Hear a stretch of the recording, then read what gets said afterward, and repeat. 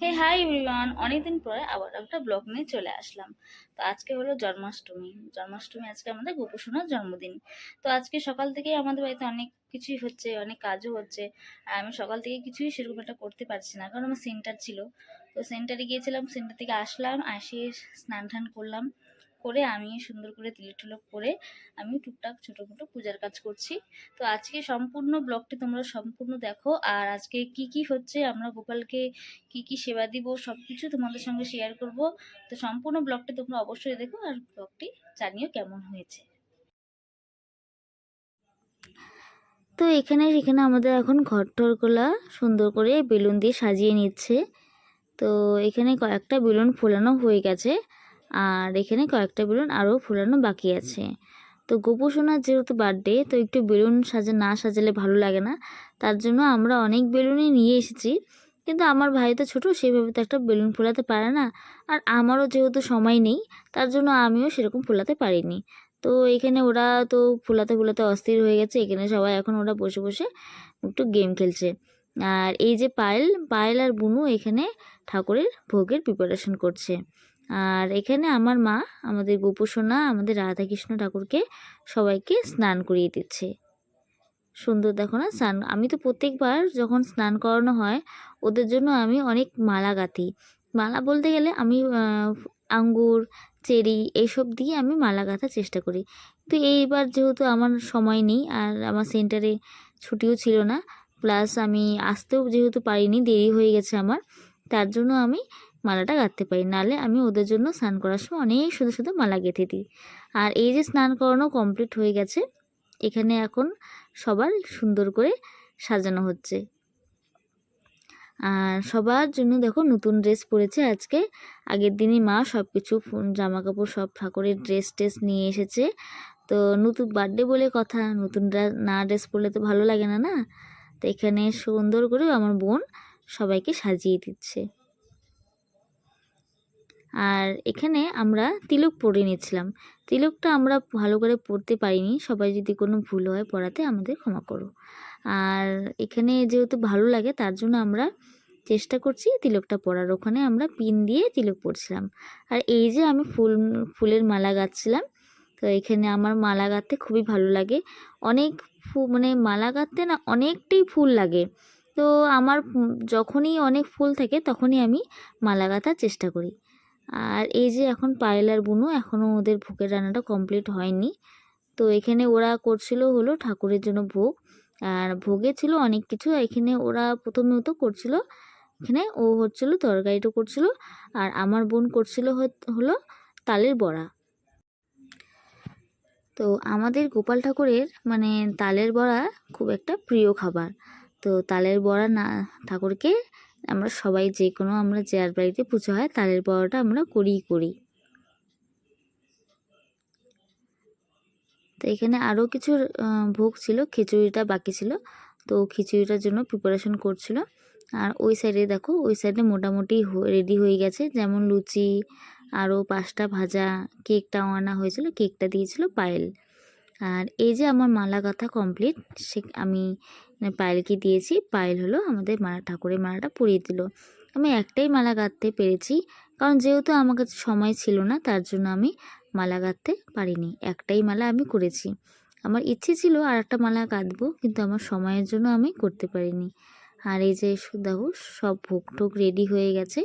ভোগ টোগ রেডি করে আমরা এখানে সবাই সুন্দর করে সাজিয়ে ঠাকুরের সামনে দিয়েছি।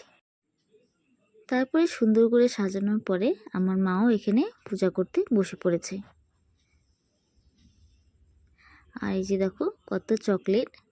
আমাদের গোপু সোনার যেহেতু বার্থডে, চকলেট তো খাবেই না বলো, তার জন্য আমরা অনেক চকলেট এনেছি ওর জন্য। আর এখানে করা হয়েছে লুচি, 5 রকম ভাজা, পায়েস, মিষ্টি, তারপরে তালের বড়া, তোমরা তো দেখলাই তখন। আরও অনেক কিছু ঠাকুরের জন্য আমরা যতটুকু পেরেছি আমরা আয়োজন করেছি। ওখানে করেছিল পায়েল একটা ক্ষীর করেছিল, মানে যেটা ঠাকুরের ভালো লাগে সব কিছুই আমরা দেওয়ার চেষ্টা এখানে করেছি। আর আমার মা প্রত্যেকটা পূজার সময় মা এখানে গীতা পাঠটা করে। তো তো যখনই মানে গীতা পাঠ করে আমরা সবাই মার সামনে বসে পড়ি গীতা পাঠ শোনার জন্য। তো গীতা পাঠ শুনতে তো আমরা সবাই ভালোবাসি, আর গীতা পাঠটা বাড়িতে যদি হয় বাড়িটাও ভালো থাকে।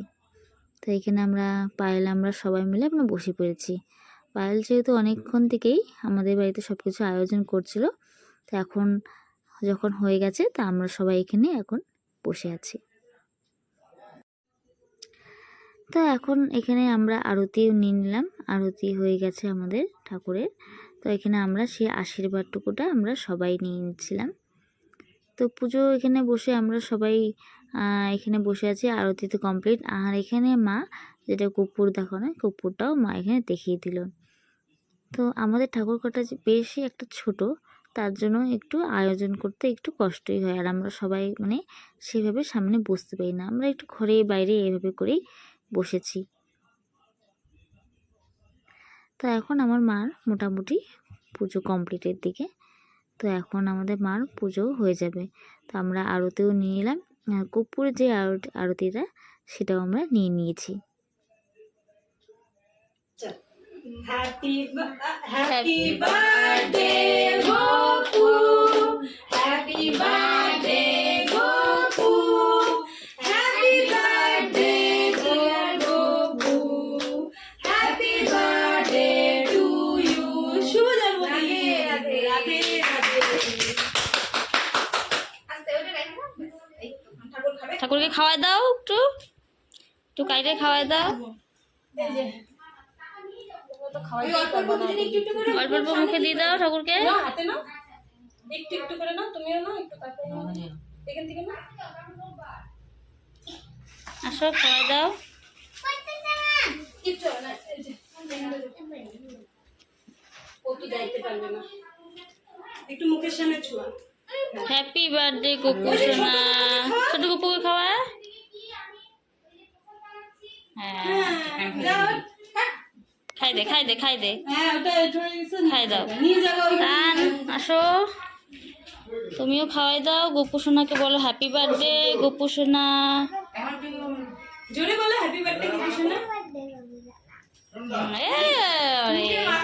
তুমি খাই দাও, তুমি খাই দাও এখন, তুমি খাও। এই তো রাধে সারে বলো রাধে রাধে। তা আমাদের এখন পূজা কমপ্লিট। আমাদের হ্যাঁ, কৃষ্ণ কৃষ্ণ বল ময়না রাধা রাধা বল। তা আমাদের গোপাল ঠাকুরের এখন ভোগ দেওয়া কমপ্লিট।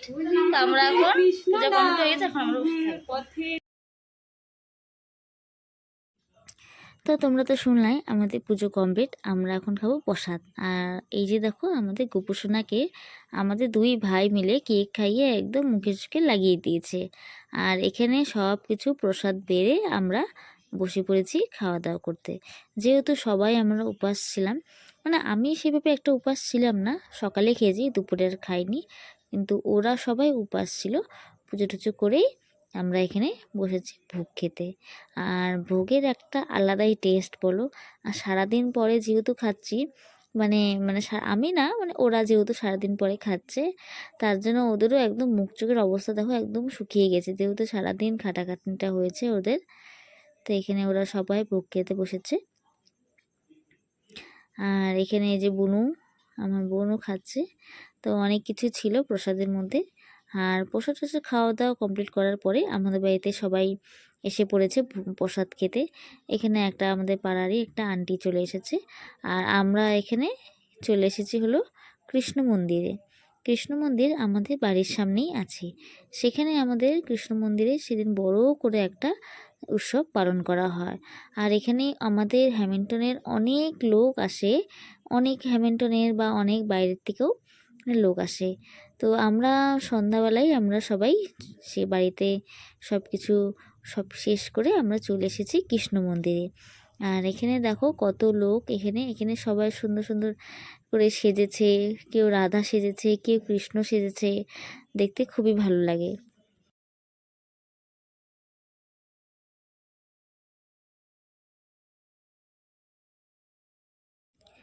তারপরে আমরা এখানে দেখো ভেতরে চলে যাচ্ছি, আর ভেতরটাতেও প্রচণ্ড ভিড়।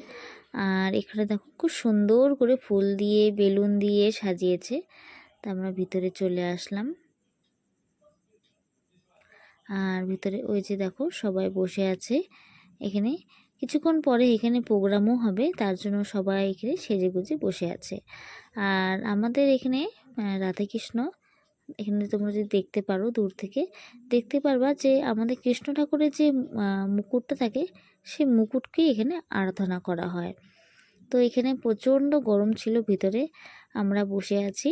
তো আমরাও একটু সবাই মিলে বসলাম। আর এই যে দেখো একটা ছোট্ট পুচকি, এই পুচকিটা সুন্দর করে সেজেছে কৃষ্ণ ঠাকুর, আমাদের গোপু সোনা। এই যে দেখো আর একটা গোপু সোনা, কি সুন্দর না দেখতে।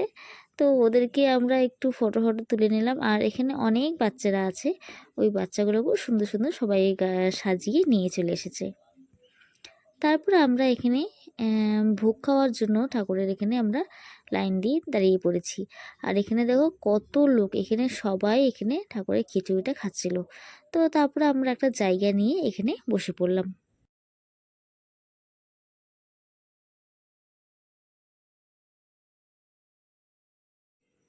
তারপরে এখানে বসার পরে এখানে আমরা, যেহেতু আমরা খিচুড়ি নিয়েই বসেছি, মানে এখানে আমাদেরকে নিয়েই বসতে হবে, তো যেহেতু অনেক ভিড় ছিল তার জন্য ওরা সার্ভ করতে পারছিল না।